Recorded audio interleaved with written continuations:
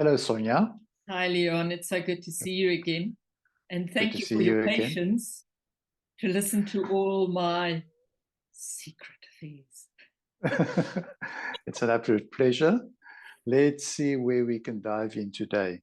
I think in our little bit of a build-up conversation, you expressed the need to also speak about how your understanding of your own behavior patterns started to emerge and how you started to see them grow, but a deeper understanding for your own behavior patterns. I think maybe that's a good place to start today. Yeah, I did want to start with gratitude. The gratitude, when I was going through the previous video, I realized a huge sense of gratitude coming up in me, recognizing the difficulties of the little girl and who she's become.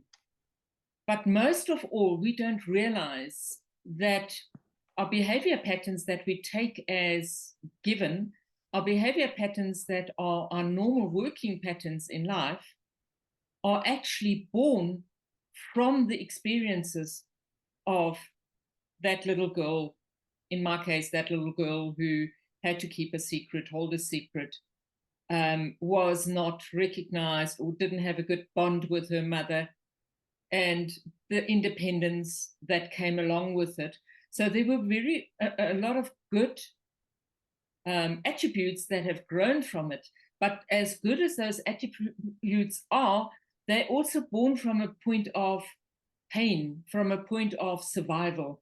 And I think we need to understand that the girl survives, the boy survives. We all have survived severe childhood traumas, issues, whether they're small or big, it doesn't matter. We have survived, and we have survived quite efficiently. So we've created behavior patterns that work for us. So the behavior patterns that work for me is that I am fiercely independent. So that works for me.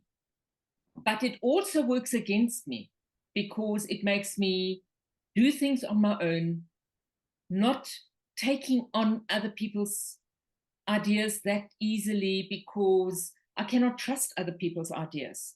So there's a positive and a negative, and one needs to understand your own behavior patterns and where they come from and bring them into perspective.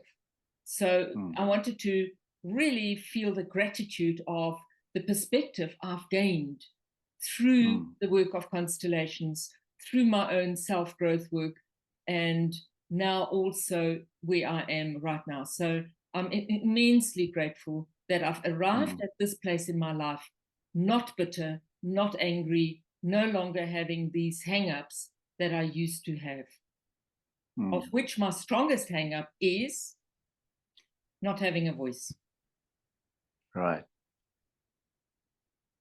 So before we unpack not having a voice and how the voice then became, where did this all start? I mean, you spoke earlier about the awareness of being silenced and the impact that has on now adopting a certain skill set. But it started with the environment silencing you. Yes. So with my parents having so many issues in themselves, their own complications, my mother being extremely aware that her husband has lost all rights into his family, was severely criticized. She felt severely criticized. So in a format, she was silenced, and she was quite a rebel. So she didn't do well with that silencing. For me, one way of staying out of harm's way was to go onto the farm, to go and walk in the bush. And I still love that silence. So there is a silence that I love because I don't need to speak. So when you are one with nature, you don't need to speak.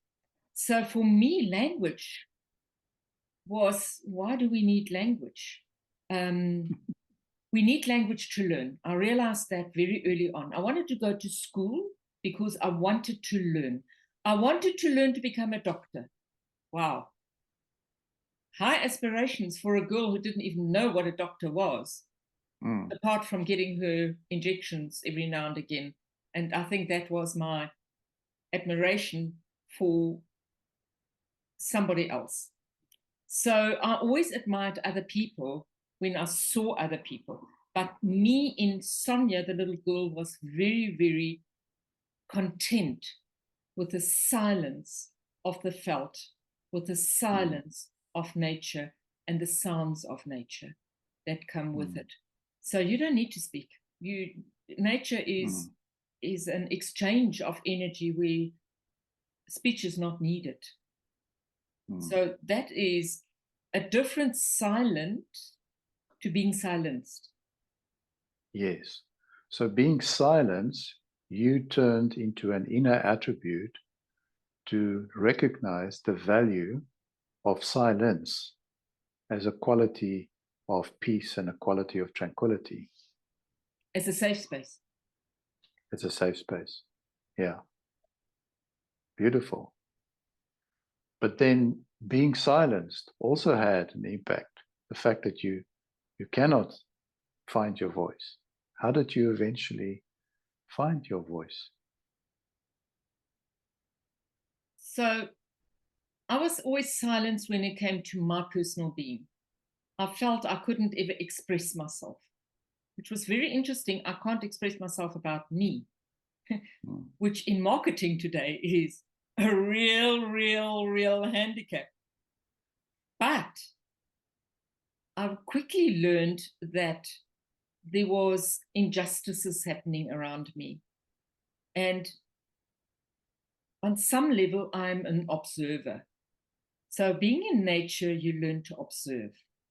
And for me, being an observer, I noticed what was going on. And when I added up certain issues around me that didn't make sense for me, it was like, that's not right. This is not right. And when we spoke earlier, I said to you, when I could start to think about the legitimate child, there was also the realization that the legitimate child doesn't have the same voice as somebody else because they don't have the same rights in society. They don't have the same abilities in society. Often the illegitimate child grows up with a single parent who then also doesn't have the finances.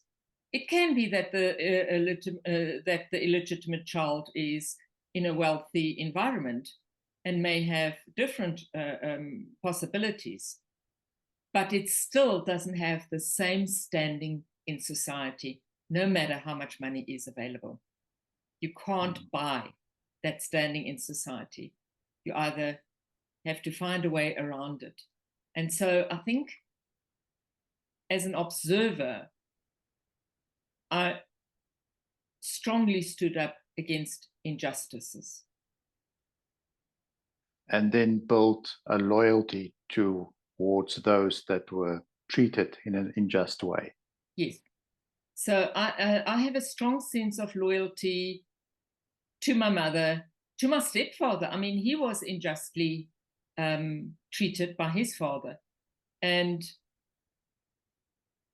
when somebody treats somebody unjustly, we talk about it in family constellation as ill-gotten gain is a strong injustice. Then I can be like a tiger. I am like, my loyalty is nothing comes between me and the justice I am fighting for. It is like I am single-minded. I can speak, I can shout, and I have a big voice. So I can shout loud when I shout for others. So is there a memory perhaps where you became aware for the first time that you have this voice and that you can growl? Ooh, it's a very embarrassing story. Super Only if you embarrassing. want to. It is a story where in the convent we were allowed to have our own religious teacher. And because I was so in the observation of the different religions, of the different differences in religion, I had a lot of questioning always going on. And we had this new lady who came in to the classroom, and her teaching was different to what I understood. And I got so fighting for justice, I got a little bit rebellious in class with her. And I asked a lot of questions answer my questions, because I'm already troubled with all these different religious views. And she was a new pastor that had entered the country with very distinct views of her own. And she actually then asked me to leave the classroom, and this was in grade 2. So I'm not a big girl, I'm in grade 2. Oh, sweet.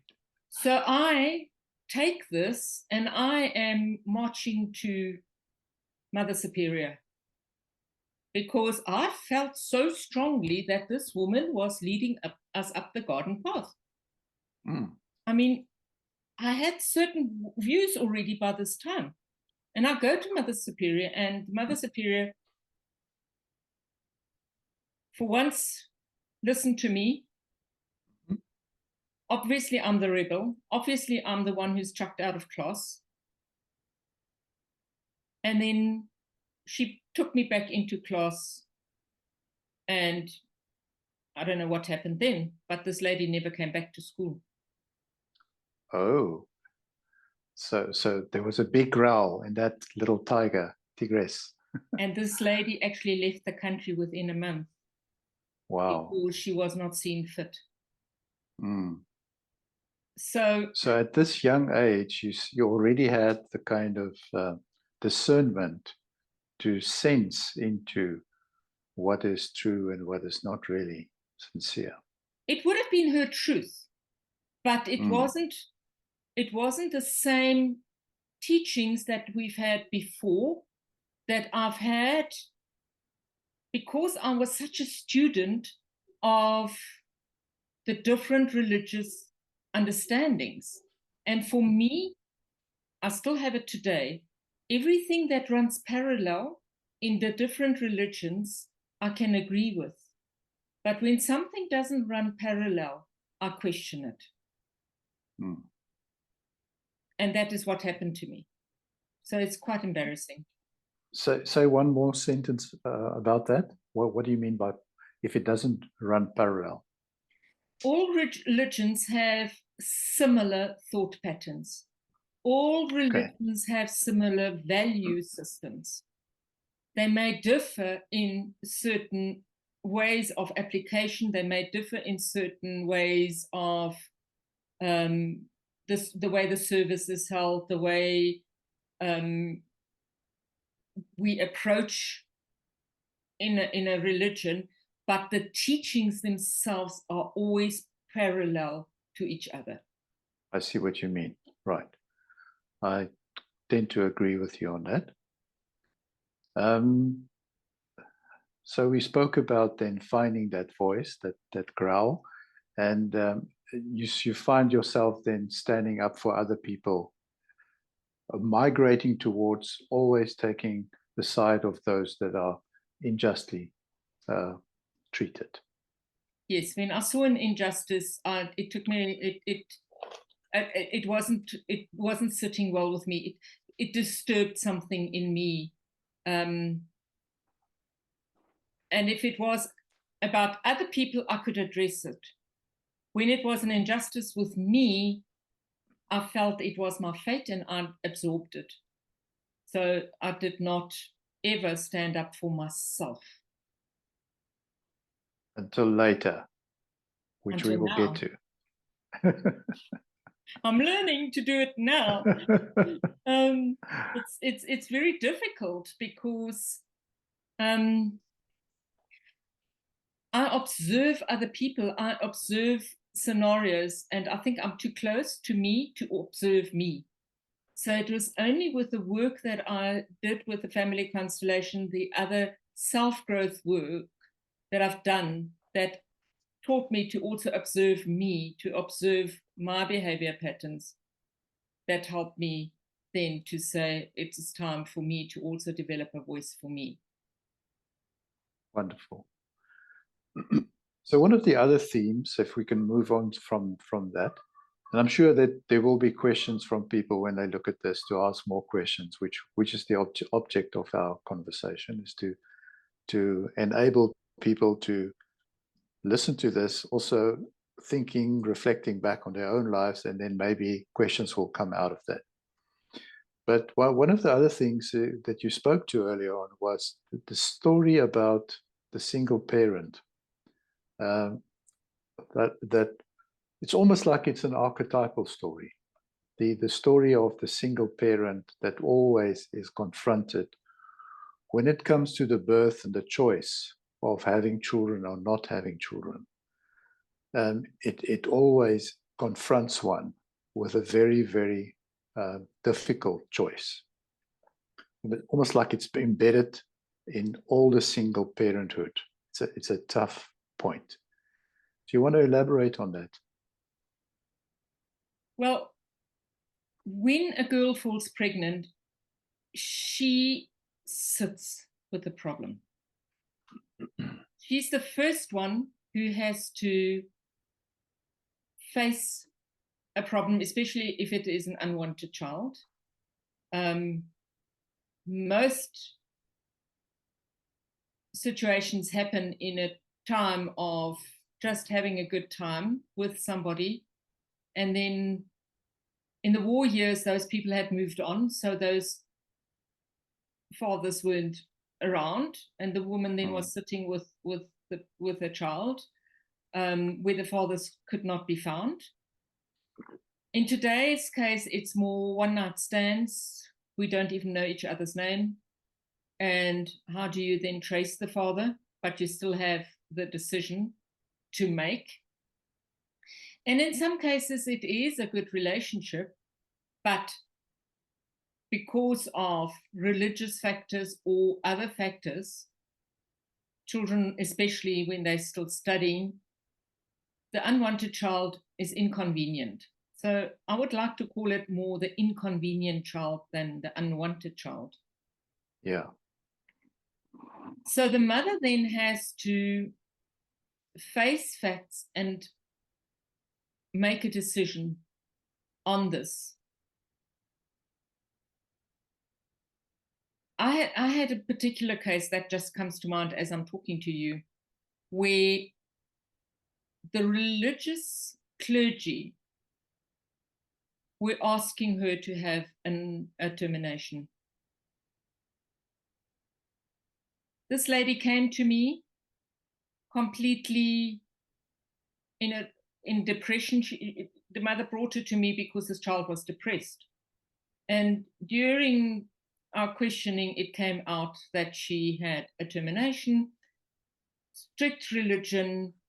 Uncle is a clergyman. She went to her own priest where she was living, and they all said, you know what, this doesn't go with our religion. You better, have this seen to.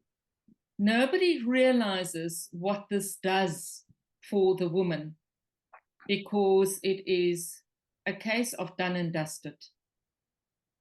And in this particular case, she was engaged to the father of this child, and he did not know, because she went to another country to have the termination, but she could not, her relationship was not the same. She could not be the same person, but they were going to get married in 6 months' time.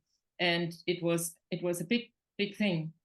And I had to work with her through the trauma of the termination, because we don't realize that this is actually a trauma to the body, let alone the mental, emotional situation. It is a trauma to the body.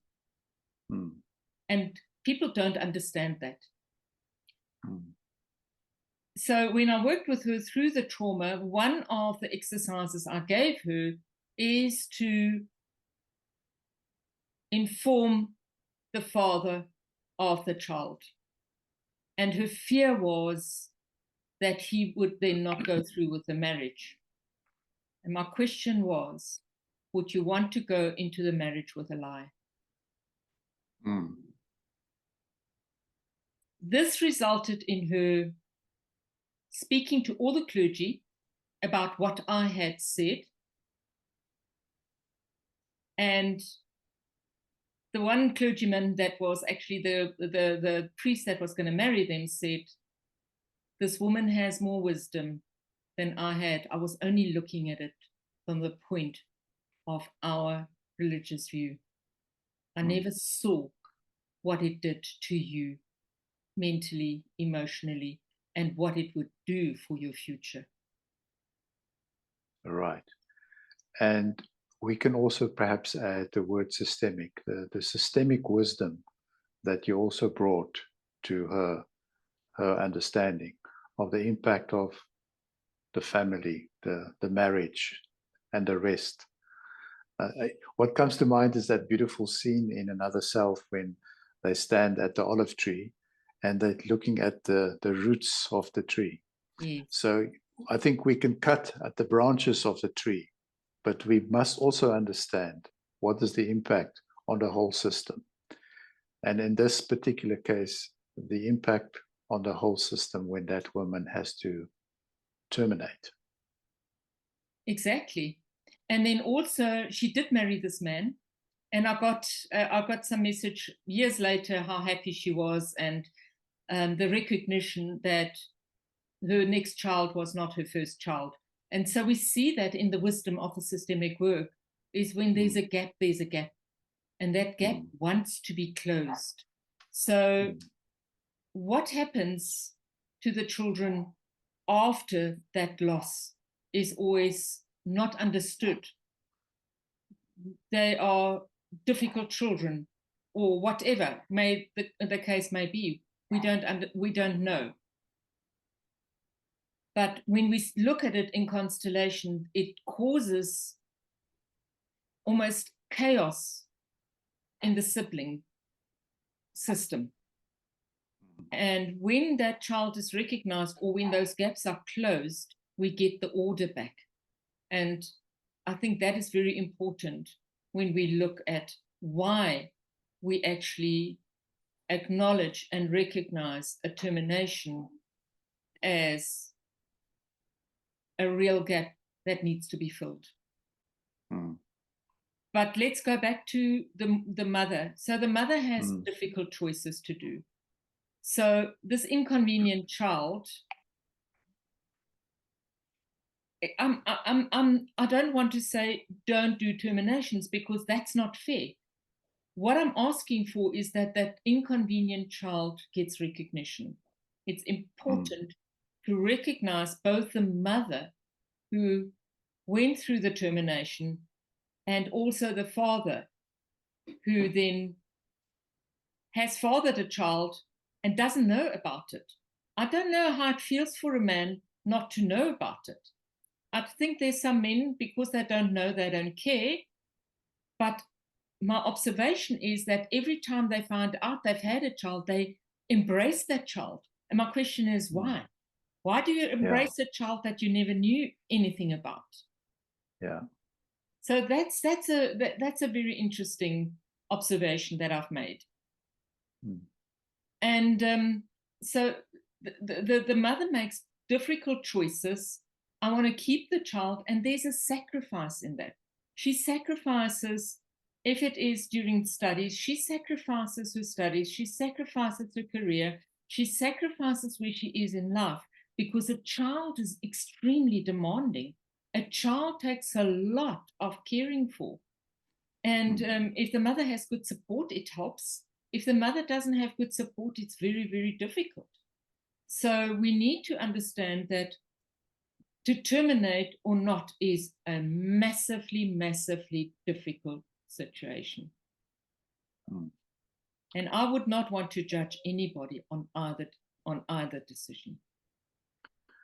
Yeah, I would imagine it's deeply personal. We cannot create dogma around this. We have to evaluate and assess the systemic intelligence around each one of these choices.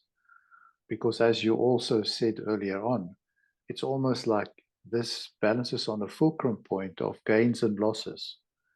There will be gains and there will be losses. There will be gains if you do this way, there will be losses if you do it that way. So it's always a very careful, well thought through and evaluated choice to make. What we need to maybe stress is also that whether the child is, a pregnancy is within a month or whatever your termination time is, there is a bond between the mother and the child from the time that the mother finds out I'm pregnant. Mm-hmm. It is not just a medical or biological experience. It always is more than that because of the choices that have to be made. And that choice already creates an energy between the mother and the child. Based on your work so far, do you think it's better for the father to be told, just in general?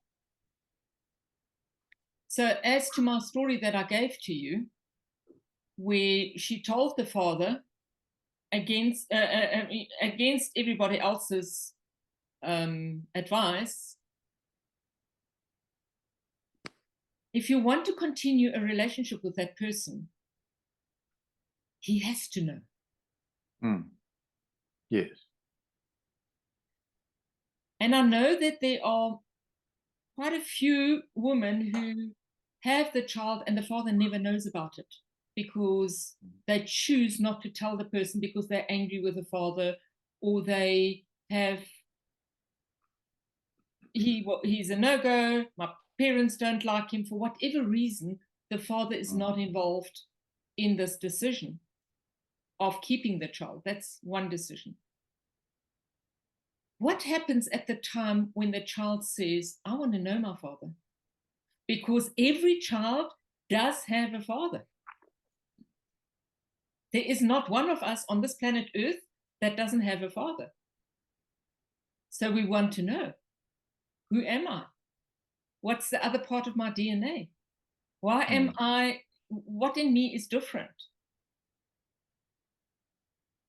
If it is a one-night stand and the father can't be found, it's a different matter, because then there is almost an unconscious agreement that this is a one-night stand.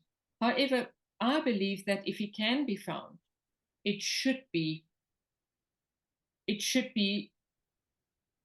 a conversation that needs to be had.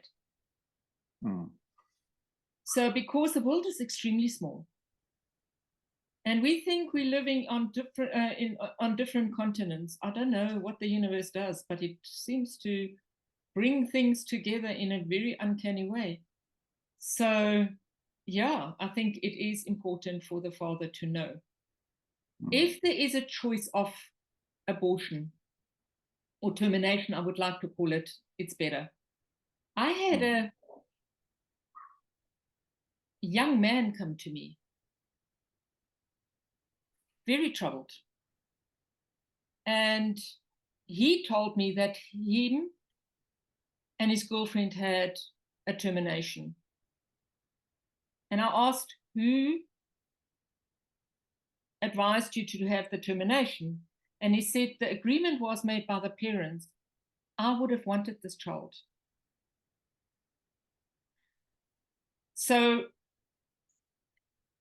he was, I would say he was 18, 19, but he said, I wanted this child. They didn't tell me about the termination till after it happened. He never knew that he could have had a choice. And he said, if I had my choice, I would have fought for this child. So that for me was very interesting. that a young man can say, this child was a part of me, I loved this girl, and I would have been happy with it. Obviously, not all men are like that. Some men say, this is an irritation, I want you to go and have the termination. But then he takes the consequence of that choice. Mm. And he carries the consequence of the choice with the mother. So then it is not just the mother's choice, and it's not just the mother's pain. And we all know that shared pain somehow is not as difficult to bear. Yes, there can be the breakup of the relationship. That is something we have to face, but it is better to be open about what is really at play here as much as is possible. We cannot protect another person by being silent. Mm. And here's this beautiful word again, by being silent. This is not a time to be silent. Mm. There's a time to be silent, there's a time to speak. Yes. Mm. So, any other anecdotes, stories, narratives that you want to add to illustrate what we have discussed today? I don't know, they come to me as we speak. So you had this beautiful anecdote story about the relation you had after school and who was an adopted man. So I had a relationship with a very troubled man. It was soon after school that I met with, we had a very, very close relationship. And although he was very troubled, I recognized that we probably were two wounded souls coming together. And one of his biggest urges was to find his birth mother. He wanted to know his birth mother. And he wasn't yet that young. He was quite a lot older than me. So he was about 25, 26 at that time. And we were sitting around a dinner table in my house, and he spoke about this. And my dad said to him, I know that name. I went to school with a buddy of mine, is that name, and we played in a band together even. So it wasn't just from school. They had contact even after school throughout the years. So my dad said, well, let's go and find out. So this was in another town. So my dad set up so for us to visit this family, and it was a very odd visit. The men must have spoken about what the visit was about. Must have. Because when we got into that house, there was not a single photo of anybody in that house. And in our time and age, I'd never come to a house where there was not a single photo of a person in that house, which was extremely odd. What was odd also was that this man recognized my boyfriend immediately.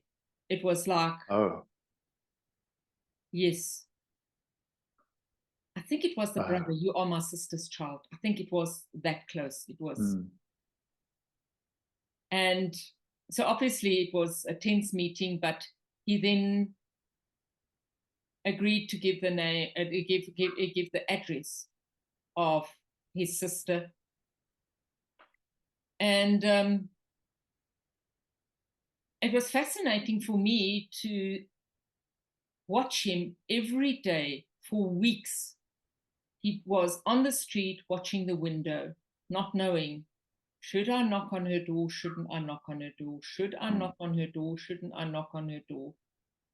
And that's really the difficulty that a child has, where there is no guidance into, should you disturb that person who's given you up for adoption for a very reason? Then they have a new family. How do they cope with this child coming and knocking on the door and saying, here I am, I'm your son, or here I am, I'm your daughter? So it can be very, very frightening for this to come together. So my advice is to do this very carefully, not to just go in and just blast the door down and, you know, make it presentable. This is where constellations are beautiful. Yes. I'm just curious, before we get to consolation, did he knock on the No, door? He he did never not. did. So he left it. Yes. Okay. But he was very So troubled. yeah, and so as we said earlier on, there are also consequences if you don't. Yes. So he And was then you very live. troubled. He never ever found the peace in himself. Eventually, my relationship with him didn't last because I couldn't stay with a man who was this troubled. So that brings us to the wonderful methodology that we both practice, and that is constellation work, and how that then enables us to find peace in a most gentle and beautiful way. It does. I did a constellation myself before I went knocking on my father's door to see what the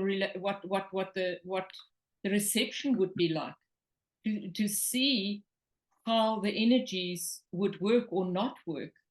Because if you just come in and it is like you don't know what you're walking into.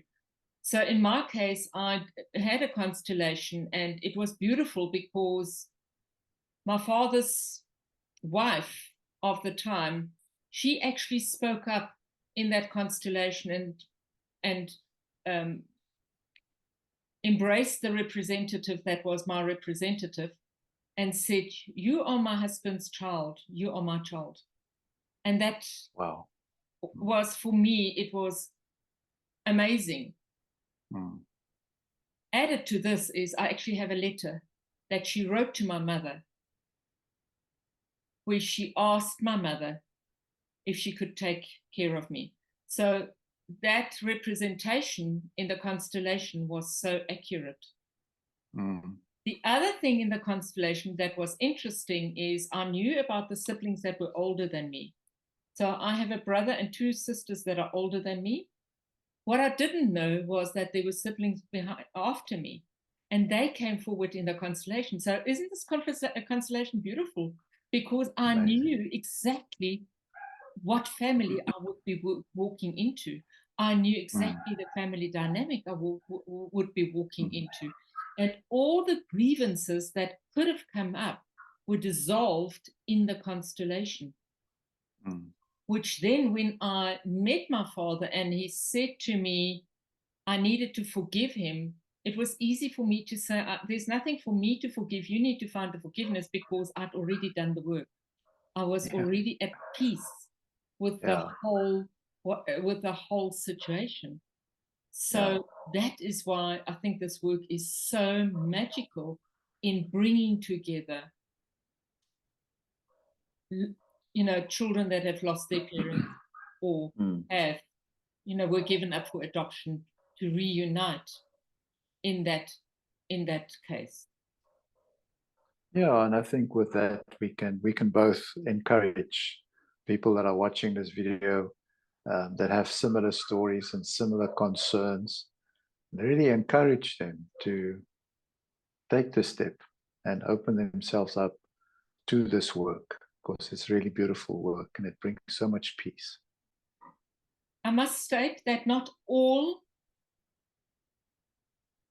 children that, because now you can also go and look for your child if you are a parent, not all children are open to receive the parent, and the other way around as well. So when you see that in a constellation, I never ever force it in a constellation. My advice is always, this is what the constellation shows us. It is better in this case to take a step back and wait a little. Maybe in the future something will come up. I have a wonderful story here. I did a constellation for a guy. He was adopted, and he happened to be a homeopath at the time that I did the constellation. And he had been trying to find his parents forever. And it was really troublesome for him to find the parents. The dockets got lost. Everything just disappeared. We did the constellation, and this is a beautiful story.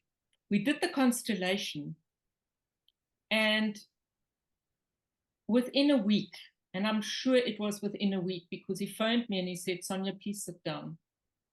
I said, okay. He said, guess who just walked into my practice? And I said, okay. He said, my father just walked into my practice. Not knowing Amazing. that he walked into the practice of his son that he had given up for adoption. How amazing. How amazing is that? How amazing is that? Wow. So if it's meant to be, it will be. If it's not meant to be, it won't. But it was one of the beautiful stories that came from me doing the constellation. So again, listening to the higher intelligence of the systemic field and its wisdom about what is appropriate now and what is not yet appropriate, what should be sped up, what should be slowed down.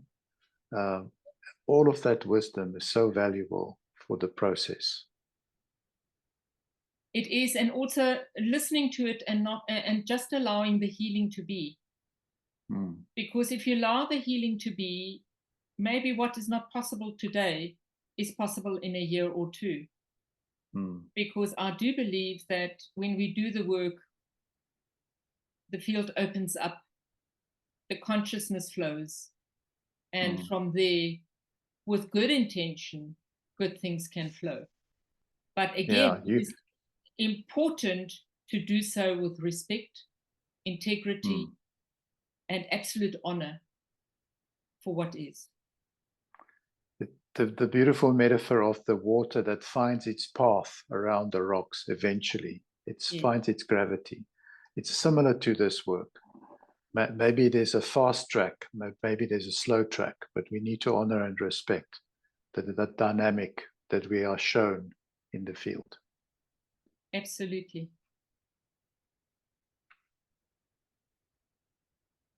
Anything more? No, not that I can think of. It happens when you ask the questions. I have these memories that come from nowhere. I found that fascinating.